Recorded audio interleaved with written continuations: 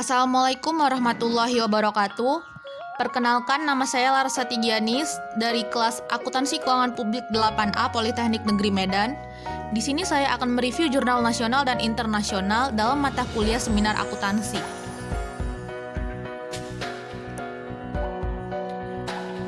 Langsung saja, di dalam jurnal nasional terdapat judul pengaruh ukuran perusahaan, umur perusahaan, profitabilitas, leverage, dan pertumbuhan penjualan terhadap tax avoidance yang ditulis oleh Ida Ayu Rosa Dewinta dan Putu Eri Setiawan. Selanjutnya untuk jurnal internasional terdapat judul profitability, leverage, size of company toward tax avoidance yang ditulis oleh Kim Sen, Imas Kismana, dan Siti Masito. Saya mendapatkan jurnal ini dari e-Jurnal Akuntansi Universitas Udayana yang diterbitkan pada tahun 2016. Sebelum kita membahas review dari jurnal ini, ada baiknya kita mengetahui ringkas isi dari jurnal ini, yaitu untuk ringkasan abstrak penelitian. Penelitian ini bertujuan untuk menguji pengaruh ukuran perusahaan, umur perusahaan, profitabilitas, leverage, dan pertumbuhan penjualan terhadap tax avoidance. Penelitian ini difokuskan pada perusahaan manufaktur yang terdaftar di Bursa Efek Indonesia atau BI periode 2011 sampai 2014. Jumlah pengamatan sebanyak 176 sampel penelitian yang diperoleh dengan metode non-probability sampling, yaitu teknik purposive sampling. Teknik analisis yang digunakan dalam penelitian ini adalah analisis regresi linear berganda. Selanjutnya, di dalam konsep pemikiran jurnal ini, yaitu penelitian ini bertujuan untuk mengetahui pengaruh ukuran perusahaan, umur perusahaan, profitabilitas, leverage, dan pertumbuhan penjualan terhadap tax avoidance. Penelitian ini difokuskan pada perusahaan manufaktur yang terdaftar di Bursa Efek Indonesia atau BI periode 2011 sampai 2014. Dan di dalam metode penelitian jurnal ini menggunakan jenis penelitian kuantitatif, yaitu menguji menggunakan analisis data dengan karakteristik kuantitatif atau statistik dalam menguji hipotesis. Objek yang digunakan dalam penelitian ini adalah perusahaan manufaktur yang terdaftar di Bursa Efek Indonesia atau BEI pada 2011 sampai 2014. Jenis data yang digunakan dalam penelitian ini adalah data sekunder. Data dalam penelitian ini adalah semua perusahaan manufaktur yang terdaftar di Bursa Efek Indonesia selama periode 2011 sampai 2014 yang datanya diperoleh dari laporan tahunan yang dapat diakses dari website Bursa Efek Indonesia ataupun perusahaan terkait. Sampel dipilih menggunakan teknik purposive sampling, yaitu teknik pengambilan sampel dengan menggunakan batasan dan pertimbangan tertentu sehingga sampel yang dipilih relevan dengan tujuan penelitian. Penelitian ini menggunakan analisis multivariat menggunakan regresi berganda untuk pengujian hipotesis. Selanjutnya, di dalam hasil penelitian jurnal nasional ini, berdasarkan hasil analisis regresi berganda, diperoleh koefisien regresi sebesar minus 0,223 dan nilai signifikansi 0,020. Dengan demikian, profitabilitas memiliki pengaruh negatif terhadap tarif pajak efektif. Artinya, jika perusahaan memiliki lebih banyak laba, maka tarif efektif akan lebih rendah dan tarif pajak efektif yang lebih rendah akan meningkatkan penghindaran pajak. Selanjutnya, mengacu pada hasil analisis regresi berganda, maka didapatkan koefisien regresi 0,138 dan nilai signifikansi 0,141. Maka leverage memiliki pengaruh positif terhadap tarif pajak efektif. Ini berarti jika perusahaan memiliki lebih banyak hutang atau leverage, maka tarif pajak efektif akan meningkatkan dan tingkat tarif pajak efektif kenaikan penghindaran pajak akan berkurang. Ukuran perusahaan mendapat koefisien regresi minus 0,008 dan nilai signifikansi 0,002. Maka ukuran perusahaan memiliki pengaruh negatif terhadap tarif pajak efektif. Artinya jika ukuran perusahaan lebih besar, maka tarif pajak efektif akan lebih rendah. Dan tarif pajak efektif yang lebih rendah akan meningkatkan penghindaran pajak. Rasio intensitas modal telah mendapatkan koefisien regresi minus 0,014 dan nilai signifikansi 0,633. Dengan demikian, intensitas modal berpengaruh negatif terhadap tarif pajak. Artinya, jika intensitas modal lebih besar, maka tarif pajak efektif akan lebih rendah. Dan tarif pajak yang lebih rendah akan meningkatkan penghindaran pajak. Dan dari hasil penelitian tersebut dapat disimpulkan bahwa profitabilitas memiliki pengaruh positif terhadap penghindaran pajak pada perusahaan manufaktur yang terdaftar di Bursa Efek Indonesia. Lalu, leverage memiliki pengaruh negatif dan tidak signifikan terhadap penghindaran pajak pada perusahaan manufaktur yang terdaftar di Bursa Efek Indonesia. Lalu, ukuran perusahaan berpengaruh positif terhadap penghindaran pajak pada perusahaan manufaktur yang terdaftar di Bursa Efek Indonesia. Dan intensitas modal berpengaruh positif dan tidak signifikan terhadap penghindaran pajak pada perusahaan manufaktur yang terdaftar di Bursa Efek Indonesia. Dan kita akan menganalisis jurnal nasional ini. Terdapat kelebihan dalam jurnal nasional ini, yaitu yang pertama, di dalam jurnal ini terdapat tujuan, langkah penelitian, metode, isi dan pembahasan yang dibuat sangat sistematis dan sesuai dengan formal artikel ilmiah dan kaidah yang berlaku. Lalu yang kedua, abstrak dalam penelitian ini sudah sangat jelas dan rinci.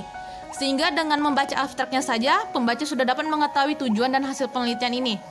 Selanjutnya yang ketiga itu, peneliti banyak menggunakan penelitian terdahulu sebagai acuan dan menggunakan cukup banyak literatur, sehingga dapat dijadikan acuan oleh peneliti selanjutnya ketika ingin membuat jurnal.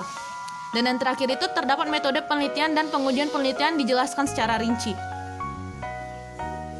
Selanjutnya di dalam jurnal nasional ini terdapat kekurangan, yaitu yang pertama, fenomena yang dijelaskan tidak terlalu jelas dipaparkan dan tidak terlalu berkenan dengan variabel independen.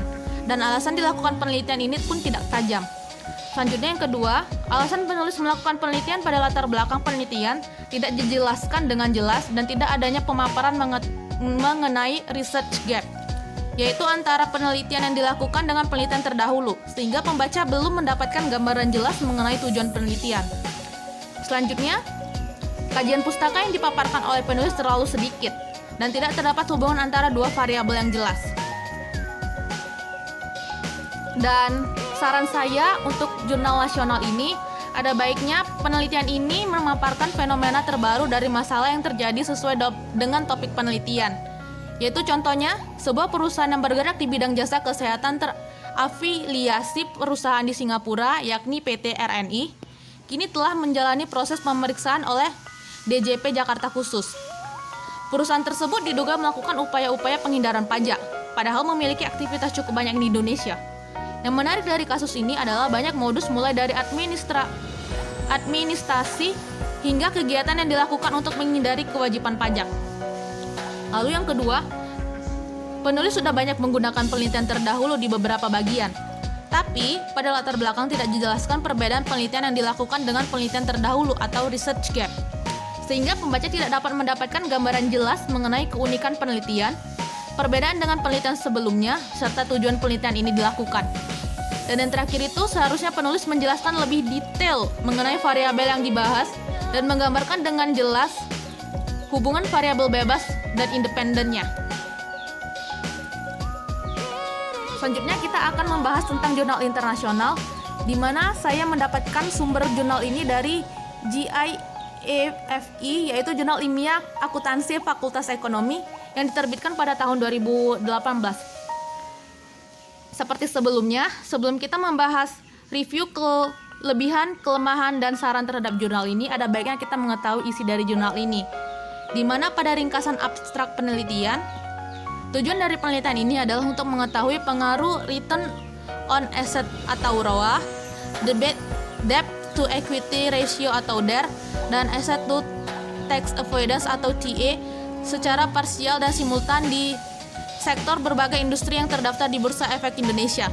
Periode penelitian yang digunakan adalah 5 tahun dari 2012 hingga 2016. Objek yang menjadi fokus penelitian ialah perusahaan manufaktur yang terdaftar di Bursa Efek Indonesia. Populasi penelitian mencakup semua sektor aneka industri yang terdaftar di Bursa Efek Indonesia atau BEI periode 2011 hingga 2016. Teknik pengambilan sampel yang digunakan adalah teknik purposive sampling. Berdasarkan kriteria yang telah ditentukan, ukuran sampel adalah 8 perusahaan. Konsep pemikiran dari jurnal ini yaitu yang pertama, penelitian ini bertujuan untuk mengetahui pengaruh ROA terhadap penghindaran pajak atau tax avoidance. Yang kedua, mengetahui pengaruh leverage terhadap penghindaran pajak. Dan yang ketiga, mengetahui pengaruh ukuran perusahaan terhadap penghindaran pajak atau tax avoidance. Di dalam jurnal internasional ini, metode penelitian yang digunakan adalah penelitian kuantitatif asosiatif yang menjelaskan hubungan kausal antara variabel profitabilitas, leverage, dan ukuran perusahaan terhadap penghindaran pajak secara simultan dan parsial. Metode menggunakan data adalah melalui situs web Bursa Efek Indonesia. Sumber data adalah data sekunder. Data penelitian dalam bentuk laporan keuangan yang terdaftar di Bursa Efek Indonesia pada 2012 sampai 2016. Analisis data yang menggunakan analisis regresi panel. Populasi dan sampel penelitian ini adalah perusahaan manufaktur dari berbagai sektor industri yang terdaftar di Bursa Efek Indonesia 2011 sampai 2016. Sampel yang digunakan dalam penelitian ini adalah 8 perusahaan. Metode pengambilan sampel menggunakan teknik purposive sampling. Selanjutnya, hasil penelitian ini yaitu hasil analisis UJT menunjukkan bahwa variabel return on asset atau ROA berpengaruh negatif terhadap penghindaran pajak, di mana dapat dikatakan bahwa ada pengaruh positif antara pengembalian aktiva terhadap penghindaran pajak. Hal ini disebabkan semakin tinggi nilai ROA, berarti semakin tinggi nilai laba bersih perusahaan dan semakin tinggi pula profitabilitasnya. Selanjutnya, hasil analisis UJT menunjukkan bahwa variabel leverage memiliki pengaruh negatif terhadap penghindaran pajak. Hasil ini karena jika jumlah komite audit diteruskan sesuai dengan aturan Bursa Efek Indonesia, itu akan menimbulkan tindakan manajemen dalam penghindaran pajak atau tax avoidance. Selanjutnya, dalam hasil analisis UJT menunjukkan bahwa variabel ukuran perusahaan tidak berpengaruh terhadap penghindaran pajak. Hal ini dimungkinkan karena utang yang mengakibatkan biaya bunga dapat menjadi pengurang laba pajak, sedangkan bunga pinjam bank tidak diperbolehkan sebagai biaya yang dapat dikurangkan dari penghasilan pajak.